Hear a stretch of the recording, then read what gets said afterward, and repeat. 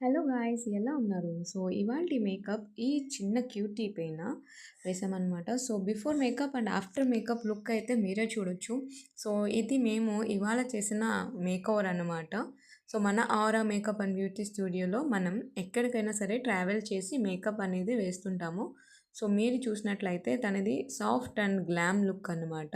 So, ఇది mature ఫంక్షన్‌కి ఆ పాపని మేము అలా రెడీ చేసాము. సో, ఈ లుక్ మీకు ఎలా అనిపించింది? మీకు ఎంతవరకు నచ్చింది అనేది మాకు కమెంట్స్‌లో చెప్పండి. అలాగే మీకు మేకప్‌లో ఏది బాగా నచ్చింది? ఐ మేకప్ బాగా నచ్చిందా? హెయిర్ స్టైల్ నచ్చిందా? శారీ డ్రేపింగ్ నచ్చిందా? అనేది కూడా కమెంట్‌లో చెప్పండి. సో, ఈ పాపనైతే మీరు చూస్తున్నారు కదా!